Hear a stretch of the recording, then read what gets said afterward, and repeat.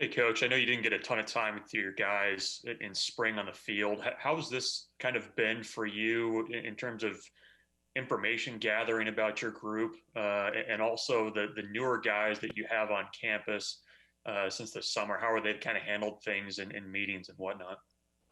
Yeah, this has been a challenge for everybody. I think on both ends, not on only on our side as coaches, but on their side as uh, players that are trying to learn. And even though the system is the same, my language might be a little bit different, or my buzzwords might be a little bit different than the words they've heard in the past. So everyone's kind of learning a new language and getting a feel for each other. And it's a lot easier to do it when you're face to face with somebody, and they can kind of sense your body language. You kind of have that unspoken words that you kind of use, or how you crinkle your face or raise your eyebrows or things like that. Sometimes I think gets lost over the Zoom. So it's been challenging on that front for sure.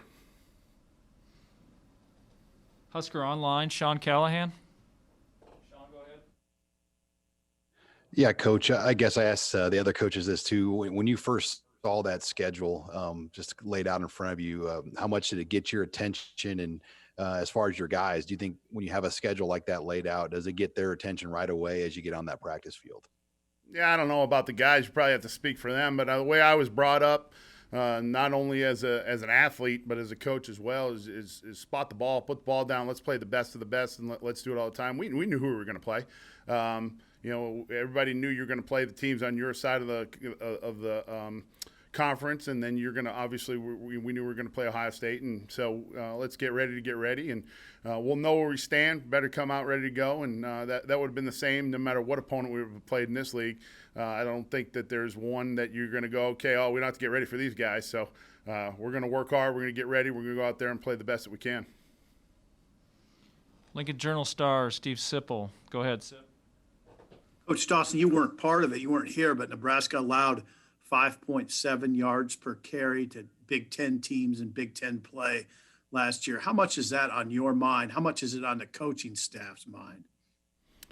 Yeah, I think that that's something that if they had 2.5 yards a carry, you'd want to get better, right? You don't want to regress or stay the same. You're always going to want to get better, and I have a lot of passion for it, and that's something that's going to fall on our position. Coach Frost has said that from the beginning. When you play the front that we play, you have to be able to set edges, and we're going to have to do a good job of setting the edge on our side. And then, obviously, the guys in the middle are going to have to do a good job of knocking some offensive line back. And then the linebackers in the secondary that are in the fit are going to have to fit the run. So when teams are running the ball, generally speaking, it takes 11 guys to stop the run all the time. I mean, whether they're spreading you out and you have to go ahead and fit in the alley and things like that, or if they're packing the box in, where are you going to fit when they start using tight ends and wings and stuff like that? That you got to be sharp, you got to be on it, and that's a challenge in this league because you see everything from full house backfields to empty backfields with quarterback run and everything in between. So that's something that we have to focus on. We have to stop the run no matter who you're playing, and that's key to football success, probably from the first snap of football ever. So we got to do a good job with that. Do you have guys in your room that are particularly good edge setters? Is there anybody you'd identify who you have seen on film that's good at it, or you've seen recently that's good at it? Well, I mean that's something that they're all going to have to be good at. It's not like you can go, okay, I'm going to put this guy in. Hopefully, don't run it over there, or hopefully it's an inside run or something like that. So to be able to get on the field, that's my job. I got to make them good at setting the edge, and there's guys that have talent and guys that can do that. We have to go out and we have to be exact in what we're doing. We can't go, we almost had that one, or sometimes we got it and sometimes we didn't. It's got to be an every snap thing, and that's going to start in practice. Hopefully here we can get rolling and start getting the pads on and be able to do that, and it's going to start, and we're going to have to continue that from game one all the way through the end of the season. Thank you, Coach. Omaha World Herald, Evan Bland. Hey, Mike. I'm just curious, specific to outside linebackers, how difficult is it to develop and grow those guys as players when you go 10 months without being in pads? And then how important are the next few weeks in that regard, getting them up to speed? I guess your question is the answer. I think it's very important. Not having a bowl game is huge in this day and age. You have to be able to get that accomplished so you can get the practice throughout December and start getting some of the guys that are kind of younger in your program growing up a little bit more. And then obviously it was a huge hit for us not having spring ball. And I know that's the same for everybody. I'm not that's not a woe is me. That is what it is. So we're going to have to spend time getting that done. The position that these guys have played, I think I said it out in the springtime, it's unique and it's challenging physically and mentally. And it's part of the reason why I'm excited to be coaching this position this time around here. And you could be playing defensive end, you could be playing a linebacker, and you can be playing safety, all within a matter of 3 snaps, depending on what the calls are and what front you're seeing, what offensive formation you're seeing. So it's exciting. It takes a lot, but that's something that we got to spend a lot of time over the next couple of weeks making sure that we're good at. Nebraska 247 Sports, Brian Christopherson. Hey, Coach. We talked to JoJo Dillon a little bit. When you looked at his tape back from last year and analyzed where he's at, what's kind of your message to him for him to take the next step as a senior now? Yeah, JoJo's a guy with a lot of talent.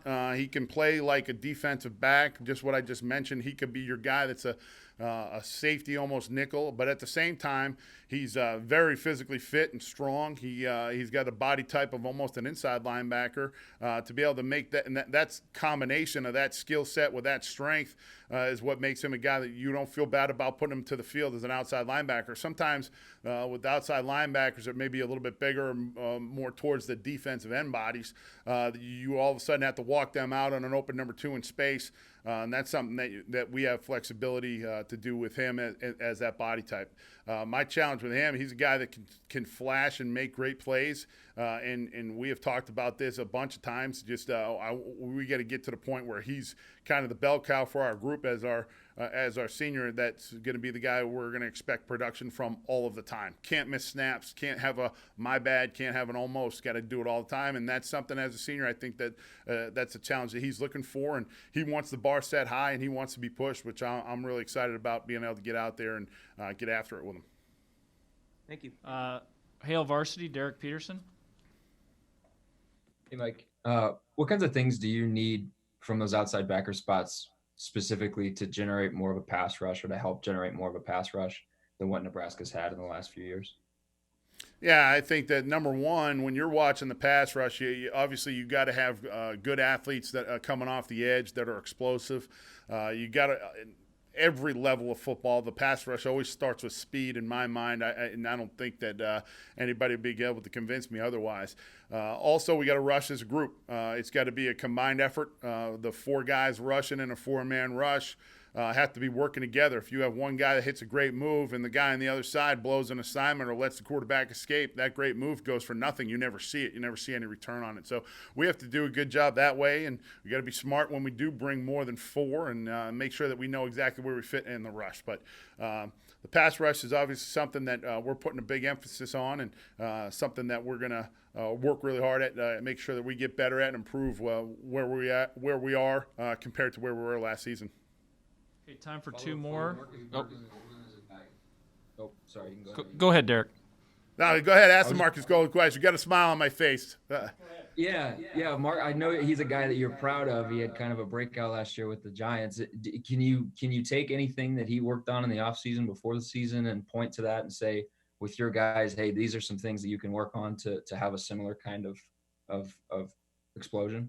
Yeah, it's. As soon as you say Marcus's name, I get a smile on my face. It was awesome working with him last year, and something that was certainly working together with those guys was a lot of fun. Not only him, but O'Shane Zimenez and Lorenzo Carter. Those guys were great to be able to bounce ideas back and forth and kind of get working. And I was proud of the year that Marcus had. And he's a great guy that worked his tail off, and it's great for me now to be able to come back and show these young guys, hey, here's some film of what it's supposed to look like, and this is what we're trying to get done, and use those guys as some examples, and hopefully wish Marcus the best of luck this year in getting it going a little bit.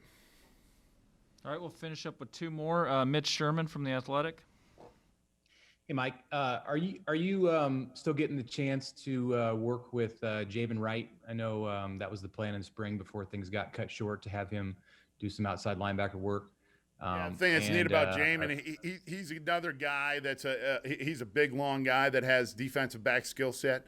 And he'll be a guy that hopefully is a guy that kind of like what JoJo does a little bit, where he can play a little bit of both and move back and forth. But he's a great kid. He's really smart. So be able to get my hands on him as much as I can help any of those guys, not only him, but any of the guys you guys have seen.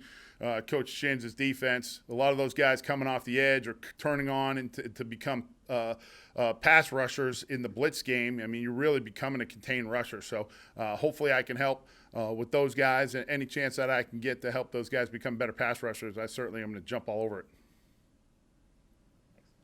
Okay. Finish up today for Coach Dawson, Parker Gabriel, Lincoln Journal-Star.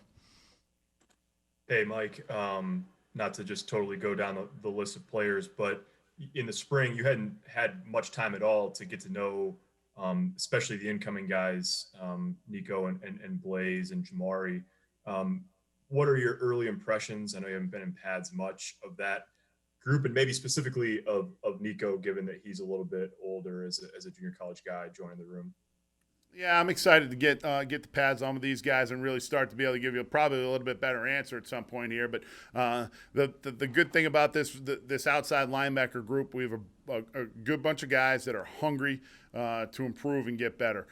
Nico's a guy you asked specifically about, and he's big, he's strong, he's got about the biggest hands I think I've seen on a guy. So hopefully he can use those in getting his hands on some offensive linemen and being stout in the run game, at the same time being fast and explosive in the pass game. Obviously a guy that's a little bit older, and his body's a little bit more mature, and he could pack some food away. I know that. So hopefully get him eating and get him bigger and stronger and get going that way. So, it's going to be fun to get out there with these guys and get past the drill phase and put some pads on and really start. I know Coach Austin always says iron sharpens iron. Hopefully get with those guys and start getting after some good drill work. All right. Appreciate it, Coach. Thanks, guys. We'll do something similar with offense on Thursday, and we'll get you the details on that.